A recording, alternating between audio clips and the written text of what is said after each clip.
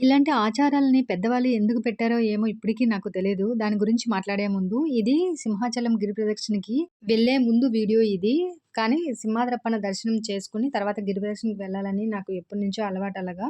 అలాగే వెళ్ళాను. పాప కూడా మొక్కుకుంది. నేను కూడా వస్తానంటే తీసుకొని వెళ్ళాను. పాప మెట్లకి బొట్లు పెట్టాలని అంది. అని చెప్పి వెళ్ళాను. ఇక్కడే చిన్న విషయం మీతో షేర్ చేసుకోవాలని నేను ఈ వీడియోని పోస్ట్ చేస్తున్నానండి. సింహాచలంలో ఆవు దూడలను విడిచిపెట్టేస్తారు కదా! అంటే ఎద్దులని చిన్న చిన్న ఉంటాయి కదా! దూడలు వాటిని విడిచిపెట్టి దేవుడి దగ్గర మొక్కు తీర్చుకుంటారని చాలామంది అంటారు. కానీ ఇప్పుడు చూపించిన దూడకైతే అసలు నిల్చోలేకపోతుంది, కూర్చోలేకపోతుంది. ఫుడ్ కాదు కదా! వాటర్ కూడా తాగలేకపోతుంది. అలాంటి దాన్ని దేవుడి కోసం మొక్కి విడిచిపెట్టి వెళ్ళిపోతున్నారు చాలామంది అలాంటి వీటిని. కానీ దానికి హెల్త్ సరిచేసి విడిచిపెడితే రోడ్డు మీద ఏదైనా ఫుడ్ అయినా తిని బతికి ఉంటుంది. కానీ అలాంటి మొక్కులు మొక్కి అలాంటి హెల్త్ బాగోలేని దాన్ని విడిచిపెట్టి దేవుడి దగ్గర వదిలి వెళ్ళిపోతున్నారు. అలాంటి మొక్కులు ఎందుకు మొక్కుతారో, దేవుడి దగ్గర ఎందుకు అలాంటి రూల్స్ ఉన్నాయో, అలాంటి ఆచారం ఉందో నాకు ఇప్పటికీ అర్థం కాదు.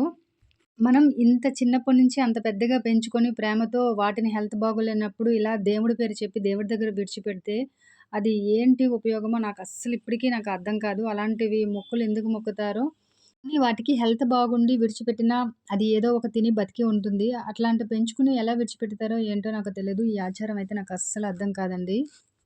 ఇది చెప్పడానికే ఈ వీడియోని పోస్ట్ చేయడం జరుగుతుంది. ఇక్కడ మళ్ళీ మేము మెట్లుకి బొట్లెట్టుకొని అయ్యవారి దర్శనం చేసుకొని రిటర్న్ మెట్లు దిగాము.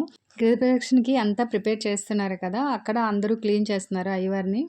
మమ్మల్ని అడిగారు క్లీన్ చేస్తారంటే, మేము చేస్తామని ఒప్పుకున్నాము. మేము అందరం గూడా నీట్‌గా క్లీన్ చేశాము. క్లీన్ చేసిన తర్వాత ఆ గుడి చుట్టూ నేనే ముగ్గులు పెట్టానండి. నాకు ఆ అదృష్టం దొరికింది. ఒక్కరోజైనా అయ్యవారి సేవ దొరికినందుకు. చక్కగా ముగ్గులు పెట్టేసి ఇంటికి రిటర్న్ అయ్యి వచ్చాము. కానీ ఆ రోజు సాటర్‌డే జరగడం, ఏకాదశి పడడం నాకు చాలా చాలా హ్యాపీగా అనిపించింది. అనుకోకుండా వెళ్ళాము గుడికి. అంత మంచిగా దర్శనమైంది. అయ్యవారి ప్రసాదం తిన్నాము. నెక్స్ట్ అయ్యవారి కోసం క్లీనింగ్ కూడా చేసి మా వంతు వచ్చాము. చాలా హ్యాపీగా అనిపించింది. ఇల్లున్నప్పుడు పిల్లలని తీసుకెళ్ళి ఇట్లాంటివి చూపిచ్చి చేయిస్తే బావుంటదని నా ఒపీనియన్ అండి. నా వీడియో నచ్చినట్లయితే ప్లీజ్ సబ్స్క్రైబ్.